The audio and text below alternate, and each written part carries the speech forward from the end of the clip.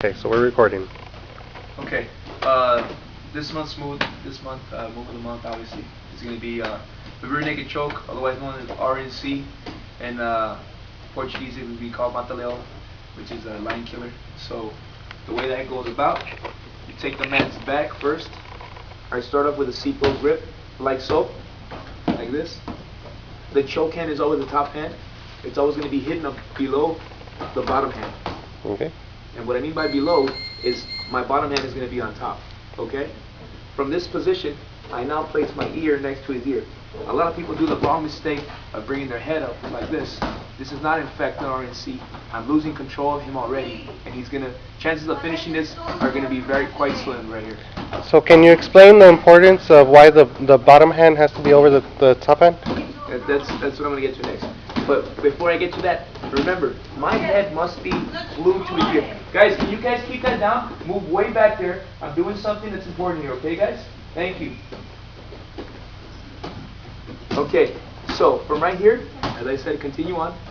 I'm going to keep the hand, that's the choke hand, over below the bottom hand. Before I get on to the next point and why that is, I'm going to stress the importance of keeping my ear to his body, to the side of his ear. I basically look like a two-headed monster is what I tell the kids right here. His torso is our body, his head's next to my head. So we look like a two-headed monster. My ear's driving power and force against his head, limiting his mobility.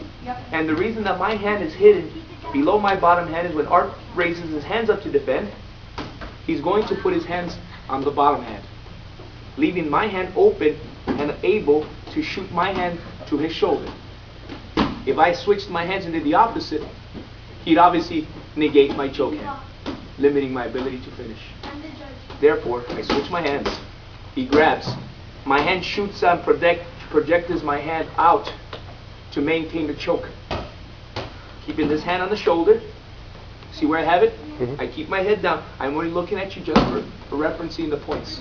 But I never stop connecting my ear to his side of his ear. Okay? Remember that point. Just because I'm speaking, don't forget that I'm stressing. My head never moves from here.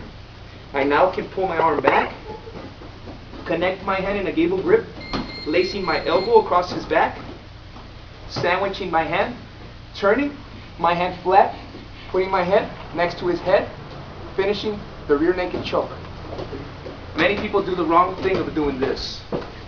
If I put my hand over his head, grab my hand. And I'll repeat again, and he'll grab my hand.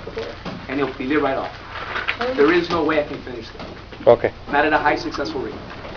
So I'll start from the whole deal with Art here in front of me. Okay. Choke hand, bottom hand, ear to ear. He grabs my hand or he doesn't. I shoot my hand to the shoulder. I now pull my hand out, connect my hand. He's closing his hand. I can sever it right here, which was when I seal it right here. I tighten it. You notice how my ear now comes into play. That same concept of keeping the pressure on his head. I now swim my hand behind his head, keeping the contact, and he will go to sleep or he will tap. This is gi no gi. This is real street fight. This is the most common and most highly effective, highest percentile move you can ever use in jiu-jitsu, other than front guillotine. Very nice.